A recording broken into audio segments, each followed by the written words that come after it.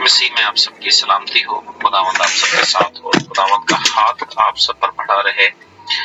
مسیح میں میرے عزیزو، ہم خداوند کا شکر ادا کرتے ہیں کہ خداوند جیسے بھی جس بھی طرح خداوند چاہتا ہے وہ ہم سے اپنی خدمت کے کام لیتا ہے۔ ہاللویا۔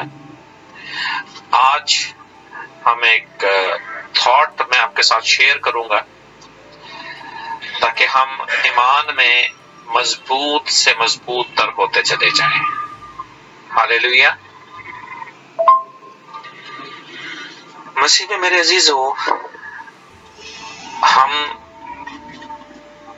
سب مسیح میں قائم ہیں، خدا کو جانتے ہیں، خدا کے پاک روح کو ہم جانتے ہیں۔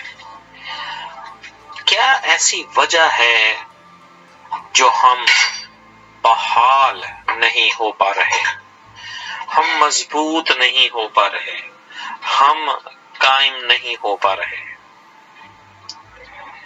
آئے عزیزو، آج اس پر ہم بات کریں گے۔ ہم آج خدا کے کلام میں سے دیکھیں گے۔ میں آپ کے ساتھ چند چیزیں شیئر کرنا چاہتا ہوں تاکہ ہم آج خداوند کے اس کلام سے سن کر 100 گنا پھل لائیں اور اپنی زندگی میں قائم ہوں، بحال ہوں، مضبوط ہوں اور آگے بڑھیں۔ ہاللویا۔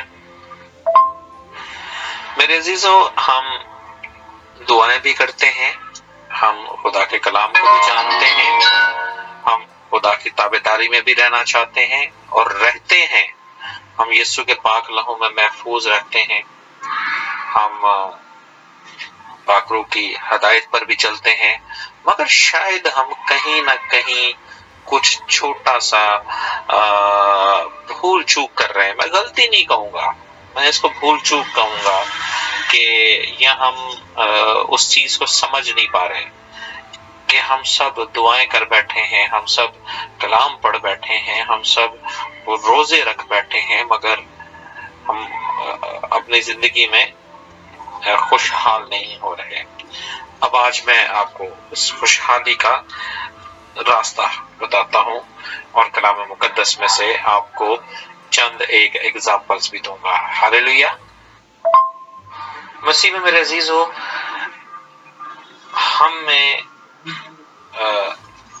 جو کمی ہے وہ مسح کی کمی ہے۔ اگر ہمارے اوپر خدا کا، یسوع کا، پاک روح کا مسح نہیں ہے تو ہم کچھ نہیں کر سکتے۔ مسح کے دو طریقے ہیں، ایک طریقہ کلام مقدس میں بتایا گیا ہے اور دوسرا طریقہ بھی کلام مقدس میں بتایا گیا ہے۔ طریقہ نمبر 1 مسح کا۔ کسی کو مسح کیا جاتا ہے تیل سے۔ کلام مقدس میں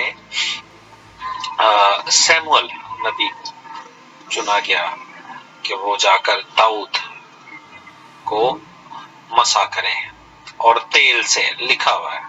پھر بائبل میں بہت سی جگہوں پہ ملتا ہے کہ تیل سے مسح کیا جانا کے بارے میں۔ زبور کی کتاب میں ہم پڑھتے ہیں کہ تو نے میرے سر پر تیل ملا ہے۔ خداوند کو جب خدا داؤد کہتا ہے کہ تو نے میرے سر پر تیل ملا ہے، میرا پیالہ لبریز ہوتا ہے۔ پہلے تیل ملا گیا، مسح آیا اور پیالہ لبریز ہو گیا۔ ہاللویا۔ اب یہ پیالہ جو لبریز ہوا ہے یہ کیا ہے؟ ہم نے آج مسح اور اس کے بعد اس پیالے کو ہم دیکھیں گے۔ کوئی بھی کام اگر آپ مسح میں نہیں ہیں تو وہ کام نہیں ہو سکتا۔ پہلا طریقہ میں نے آپ کو بتایا کہ مسح تیل سے کیا جاتا ہے۔ دوسرا مسح جو ہے وہ ہے آپ تنہائی میں خدا کے ساتھ بیٹھ جائیں، آپ خداوند کے ساتھ بالکل اندر سے کلیئر ہو کر خداوند کے ساتھ وقت گزاریں تو آپ کو خداوند کی حضوری محسوس ہوگی اور اسی میں ہی خداوند کا مسح ہے۔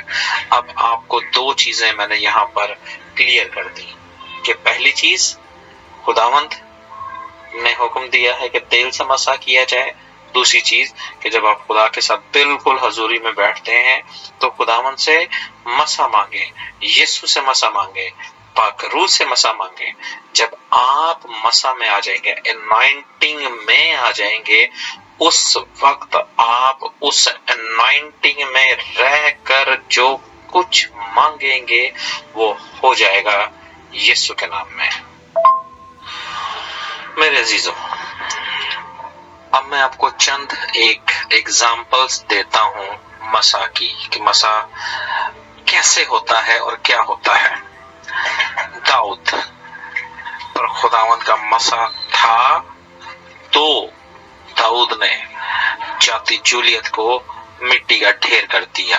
ہاللویا۔ اگر داؤد کو مسا نہ کیا جاتا، سیموئیل نبی داؤد کو مسا نہ کرتے تو شاید یہ کام نہ ہو پاتا، مگر وہ مسا میں تھا، اسی لیے وہ عام نارمل کپڑوں میں جا کر اس نے فلاخن ماری اور دیو قدامت آدمی کو مٹی میں ڈھیر کر دیا۔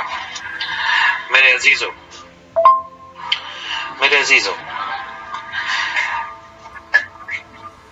دانیل نبی اور ان کے دوستوں کو جب آگ کی جلتی بھٹی میں ڈالا گیا تو ان کو پہلے باندھا کس سے گیا؟ اماموں سے۔ لکھا ہوا ہے کہ ان کے کپڑوں سے باندھا گیا، ان کے اماموں سے باندھا گیا۔ امامہ پگڑی، ان کی پگڑیاں تک مسا شدہ تھیں اور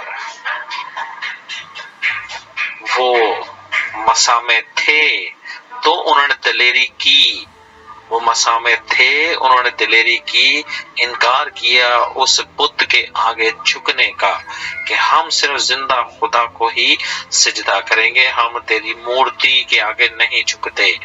اگر وہ مسا میں نہ ہوتے تو ان کے اندر دلیری نہ ہوتی، جیسے باقی لوگ مسا میں نہیں تھے، ان میں دلیری نہیں تھی، اس لیے وہ ایک بت کے آگے جھک گئے۔ وہ مسا میں تھے تو جلتی بھٹی میں سے باہر نکل آئے، وہ مسا میں تھے تو ان کو دلیری تھی کہ خداوند ہمیں بچا لے گا، اور انہوں نے کہا کہ اگر نہ بھی بچائے تو ہم تو زندہ خدا کے لیے اپنی جان تک نچھاور کریں گے۔ مسا میں رہ کر انہوں نے فتح یابی پائی، غلبہ پایا۔ ہاللویا۔ میرے عزیز، دانیل نبی مسا میں تھے تو شیروں کی ماند میں بچ گئے، وہ مسا میں تھے تو دلیری سے بادشاہ کے حکم کی خلاف ورزی کی، جبکہ معلوم تھا کہ بادشاہ نے لکھ دیا کہ کوئی میرے علاوہ کسی اور کی عبادت نہ کرے۔ وہ مسا میں رہتے ہوئے دلیری کی، 3 دفعہ دن میں عبادت کرتے رہے، وہی ان کے لیے سزا کا باعث ہوئی، اور اسی میں ہی سے خداوند نے ان کو سرفرازی دی۔ وہ مسا میں تھے تو خداوند نے فرشتہ بھیج کر شیروں کے منہ بند کر دیے، اور الگ صبح جب بادشاہ نے پکارا کہ دانیل، کیا تیرے خدا نے تجھے زندہ رکھا شیروں کے سامنے سے؟ تو اس نے کہا، بادشاہ تیری عمر لمبی ہو، بادشاہ تو جیتا رہے، میرے زندہ خدا نے دیکھ شیروں کا منہ بند کیا فرشتہ بھیج کر، اور میں تیرے سامنے زندہ ہوں۔ ہاللویا۔ تو مسا میں رہتے ہوئے دلیری کی، مسا کے ساتھ، مسا کے بغیر کچھ نہیں ہو سکتا۔ میرے عزیزو، سمسون کو ہم دیکھتے ہیں قضات کی کتاب میں کہ سمسون نبی نے گدھے کی، یعنی کہ نہتا گیا جنگ کرنے، نہتا گیا لڑنے۔ ہم سمسون کی طاقت سے واقف ہیں۔ محض گدھے کے جبڑے کی ہڈی پکڑ کے ہزاروں کو قتل کر دیا۔ کیسی عجیب سی بات لگتی ہے، عام فہم طریقے میں یہ سوچ سے ہی بالا تر بات ہے، مگر وہ مسا میں تھا تو اس نے جو بارڈر کا دروازہ تھا اکھاڑ دیا۔ اکیلا بندہ تو دروازہ کھول نہیں سکتا تھا، اس اکیلے نے دروازہ اکھیڑ دیا۔ وہ مسا میں تھا، وہ مسا میں فتح یابی حاصل کرتا رہا، وہ مسا میں آگے بڑھتا رہا۔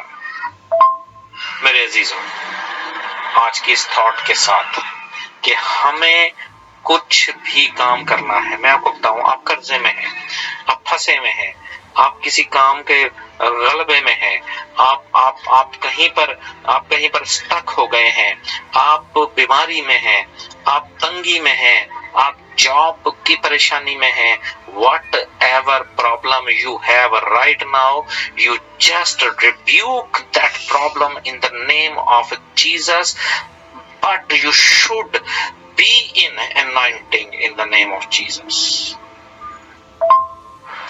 اگر آپ مسا میں نہیں رہتے تو آپ کی جنگیں بے سود ہیں، آپ کا لڑنا بے سود ہے، آپ کی عبادتیں بے سود ہے، آپ کے روزے بے سود ہیں، آپ کا کلام پڑھنا بے سود ہے، آپ کا خدا خدا کرنا بے سود ہے. Let me clear one thing. آپ کو مسا چاہیے. اگر آپ مسا میں نہیں ہیں تو پھر آپ کچھ نہیں کر سکتے. آج آپ کے پاس اس چیز کا فارمولا آ گیا کہ مسیح میں رہتے ہوئے ہمیں اپنی جنگیں کیسے جیتنی ہے. خداوند آپ سب کو برکت دے، خداوند آپ سب کے ساتھ ہو. آج کے اس تھاٹ فل کلام کے ساتھ خداوند مجھے آپ سب کو برکت لائف گزارنے کا فضل عطا کرے. آمین.